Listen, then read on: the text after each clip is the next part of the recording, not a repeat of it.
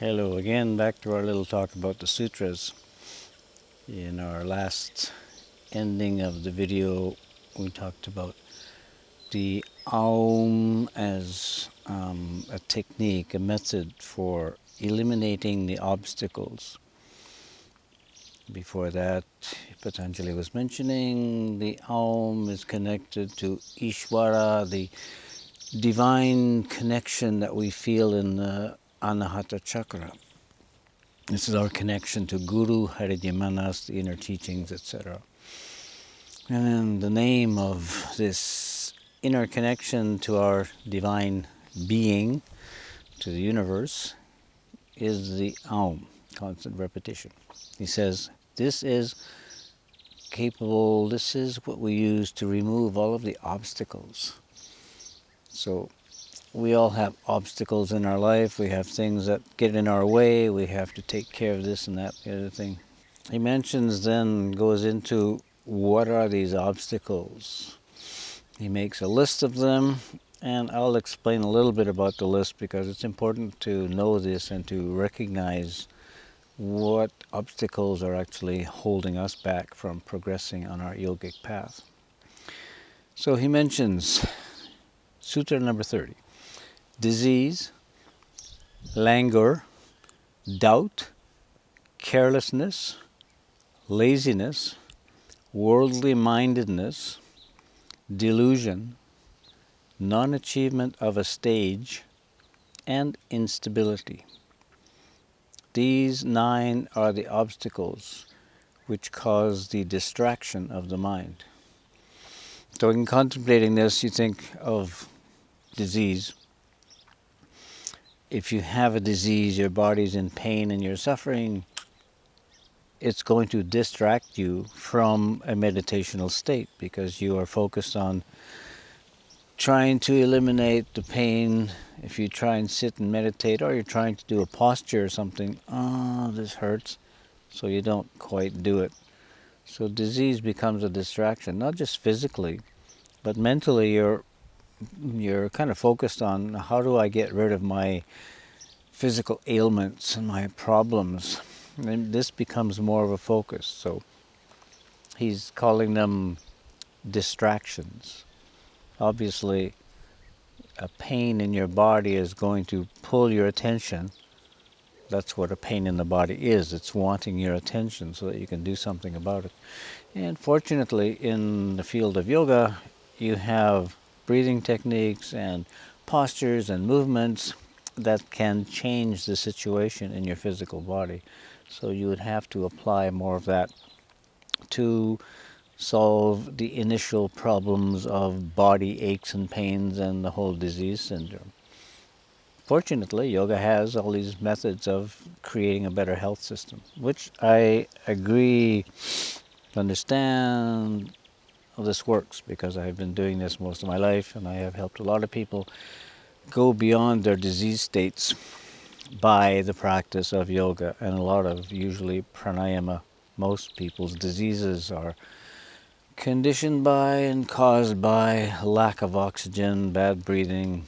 When you understand that, you can reverse even the worst of incurable diseases. So that's the disease state. And then you can go into, I have a toothache. Well, if you have a toothache and you're trying to sit and meditate, the toothache is going to take your attention. And then you don't get to a higher state. You don't get even to a peaceful state because you're distracted by this. The second one Patanjali mentions is languor. Languor, sometimes that's translated as a kind of a dullness of not having the energy. And languor has a physiological base. It's your body is sluggish, so is your mind because your body is, and of course body-mind are connected. And then you have this state of the body doesn't want to move, it doesn't have vitality. That's what languor is. There's no vitality left in the body. Possibly because there's been a lot of disease for a period of time, possibly not enough movement, maybe sitting and watching too much TV, the couch potato syndrome. the body becomes lazy and doesn't want to move. So there we're bridging into the Brahma Granthi, the resistance. That's a physiological thing in your body. Doesn't like to move because it's not used to moving, and it becomes sluggish. Okay, I would call sluggish another word for the languor that is translated here from the Sanskrit. The dullness of mind that comes with that is the mind is uninspired, and that goes with a body that has no energy. Again, mind-body connection. When the vitality is there, our thoughts can be positive, optimistic. Our body has the energy to get up and go and do things. So that is the second one, languor. Lack of energy, physical weakness. Then we go into something quite different. We step into the mind aspect of the obstacles. And doubt is one of the first things he mentions here. We have doubts. We're unsure. We even try yoga, but we doubt if it's going to work because we've had this problem for a long time. And we're not sure. Too many doubts about everything. And in later sutras, Patanjali is talking about you need to have like an unshakable faith, a belief in the fact that yoga will work. Without the belief, many things don't work out. So the doubts come in and, I don't know, don't think this will work. I'll try it for a while, but we'll see. And with that attitude, we'll see is that you don't get the results because you don't believe in the results. And again, belief is a strong part of the yogic philosophy, the yogic psychology of how we make things happen. Mind-body connection, if there's a belief, there's a strong flow of energy to heal the body, to do things.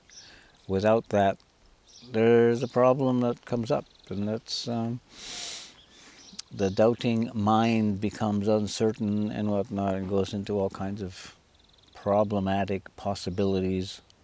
So to believe in what you're doing is an important thing, and the belief in the yoga is established by practicing it, by talking to people like me who've done it for half a century. I know this works for many things, from higher consciousness to healing cancer to all these things. I have seen the effectiveness of this.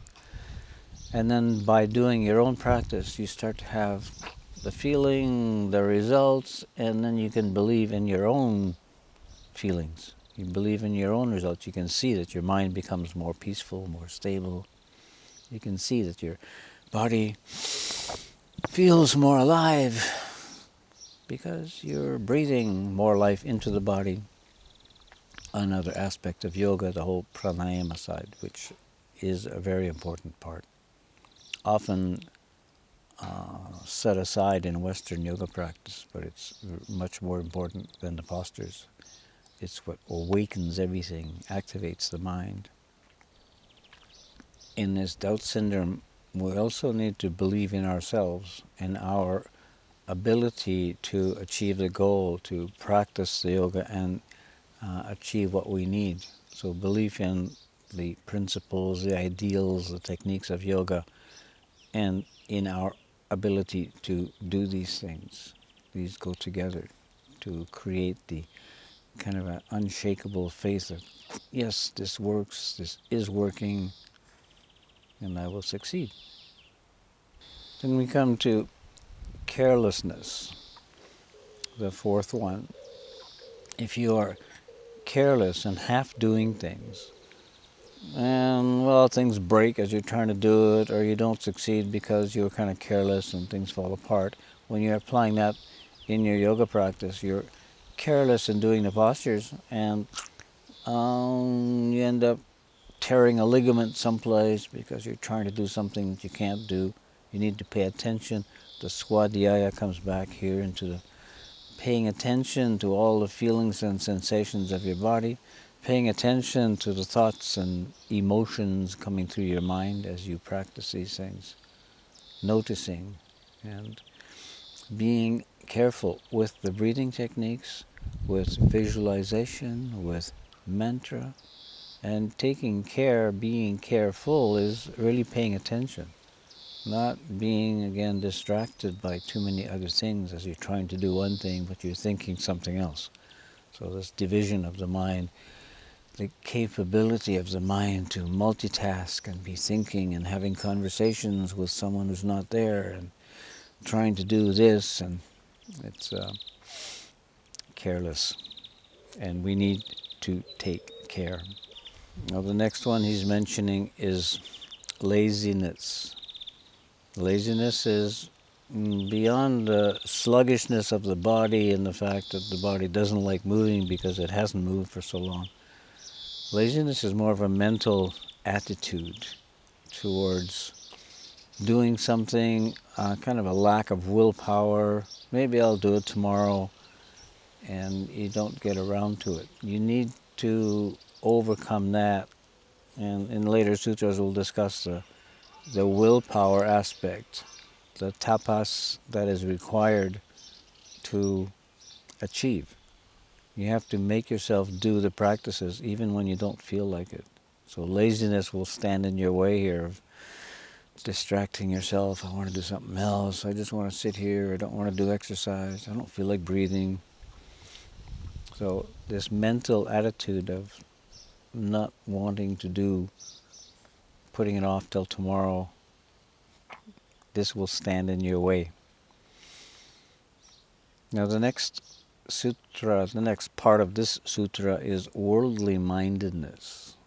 So this involves being focused on things in the world, being a consumer, acquiring things, always be thinking about the things you have in the world, taking care of all the things you have.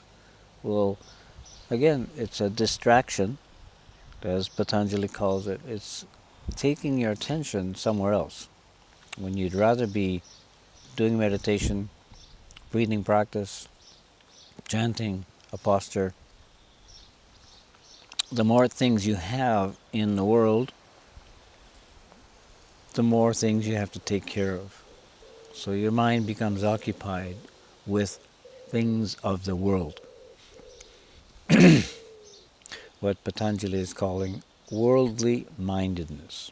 You have too many things in the world, you're preoccupied with this material world, and the Yoga Sutras are about going beyond this world. If you have too many attachments and things in this world, you don't have time to go beyond. Your mind is preoccupied with the things you have. Then we come to delusion. What is a delusional state? How do we go into delusion?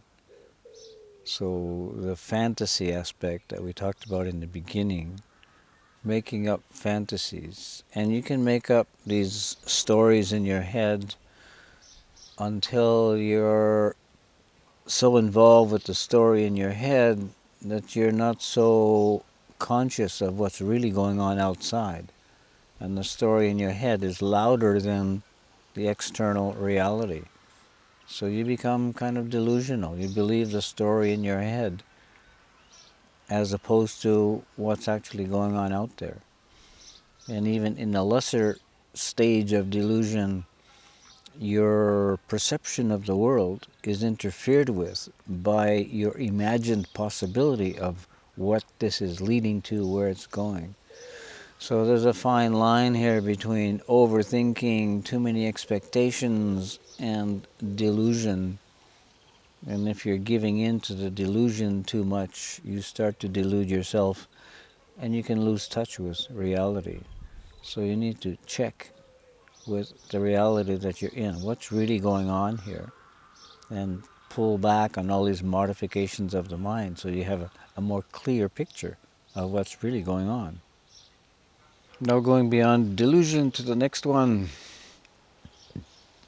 It's called or described as the non-achievement of a state, or non-achievement. If you're practicing yoga, you want to have better health, better breathing, peace of mind. And if you're practicing yoga and you're not achieving that, you're going to kind of lose your confidence in it even happening, and you lose interest, and then you end up going somewhere else. So you need to have attainable goals. I want to increase my flexibility. I want to get rid of this kind of an ache in my liver, so I'm going to do techniques with breathing and movement and posture, and maybe do some kind of a flush or cleansing technique, fasting, and then you achieve that, and okay, you have succeeded, and you have improved your confidence and your belief system in how this works. If you don't achieve something, you will lose interest. You get discouraged. So there's many stages in yoga, from the health to feeling better to expanding your breath, coming to a peaceful state of mind, and from the peaceful state you go into higher levels of consciousness that are more happy and blissful. So the last one here will be instability of mind, which is in itself usually caused by instability in childhood, no stability in your home life, and trauma and problems that make your mind not develop in a good way. You need to have the loving stability, and I've seen a lot of people who haven't had that and need to kind of establish some kind of a realistic goal of stabilizing, becoming focused. And again, yoga will do this if you are focused and consistent with your practice. Without that, oh, you want to do it one day, you don't another, you don't not sure what you want to do. So this kind of instability, you need to have a focus. And if you're practicing real yoga, the focus needs to be on these techniques, on all these things. This creates the stability of mind that you need to carry on.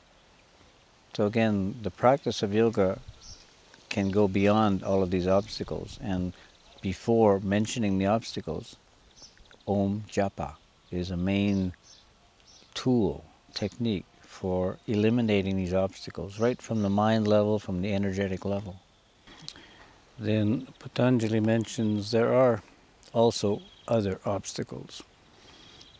As we know, life has a variety of things and problems and obstacles and manifestations in creation. So of course there are others. But these are the 9 main obstacles that has been recognized and known over thousands of years of yoga practice. Then he's pointing out that the symptoms of having these obstacles, we have these mental distractions. Includes distress, despair, trembling of the body, disturbed breathing, then obviously more mental problems, the confusion, the indecision, etc., all connected to the same thing. So disturbed breathing, obviously, if you begin the practice of pranayama and you're bringing in the 3-part Mahat Yoga pranayama and regulating your breath, you will overcome the disturbed breathing, and the breathing in itself will start to overcome the other problems. And then when you put this together with the Aum, which he mentions is a remover of obstacles, it becomes twice as powerful, and you can get beyond all of this discomfort in the body, trembling of the body, the distress, the despair, going into depression. It's all connected to this negativity. He mentions then in 32 that the practice of concentration on a technique, on a single object, is the way to get beyond all this. And he has already mentioned the Aum as a technique that can dissolve these obstacles. Then put this together with the deeper breathing, as I said, will automatically and obviously cancel the disturbed breathing, the bad breathing that a lot of people have, the fact that most people are not breathing with a significant part of their lungs. They remain dormant. So we put this together with the Aum. Let's say the Aum is your one single focus in practice. Putting this together with the deep breathing, your other practices can involve the Hatha Yoga, the clean diet, the other concentration techniques, working with mandalas, etc. All of these things work together to alleviate the problem, to bring you to a better state of health, peace of mind, a mind that can then be focused and can concentrate on meditation, on mandalas, on chakras, on the breathing, on mantra. So you need to have this undistracted mind.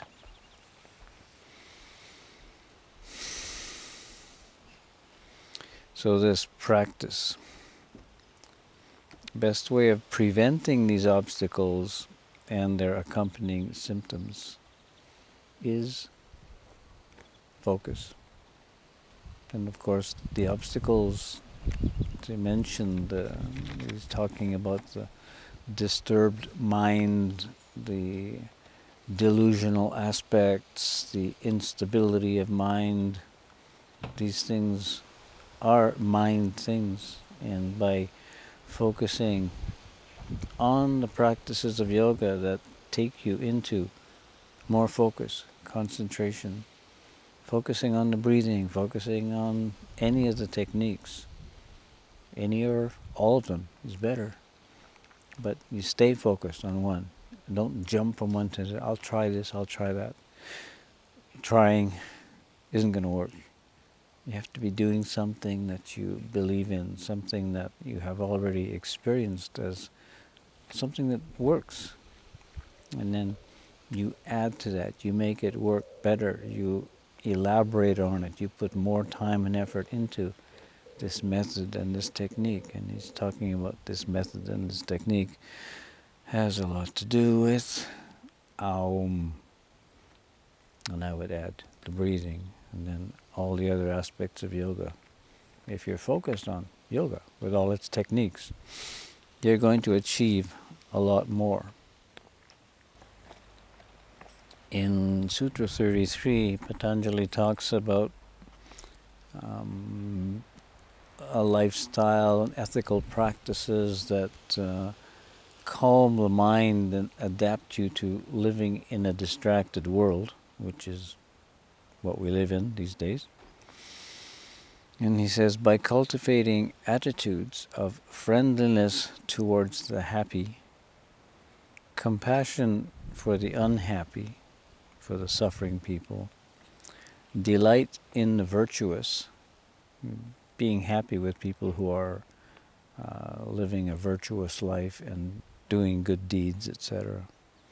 And then disregard towards the wicked, or those who are on a bad path and not really doing good things. The wicked, in some texts they refer to this as the sensual, those who are lost in sensual experience and not cultivating the mind. So by cultivating these attitudes, you can change how your mind is acting and reacting to things and come to a more stable place. The mind can become undisturbed and calm because you're not affected by all these external circumstances. So it's a way of becoming a little more neutral. Then if you're seeing something that's really wicked, evil, it's not a question of just not paying attention to it or disregard. When there's something that can be done and should be done, you do it. It's not a question of inaction in all cases of evil doing that you see going on around you. So the attitudes are something you cultivate and develop, and you work at it until it becomes your nature to be more neutral as the observer, just watching life without action, reaction, without mental reactions to all these things that are then disturbing the mind. And so much of this is about keeping a calm state of mind away from the disturbances on the inside or coming from the outside. In 34, Sutra 34, he mentions now a breathing technique which can also be used to bring the mind to a calm state. And it's essentially exhaling and then pausing the breath. The breath in its motion up and down, in and out, is sending waves of energy through the nervous system to the brain, and this will create a reaction in the normal brain to be thinking about this and thinking about that.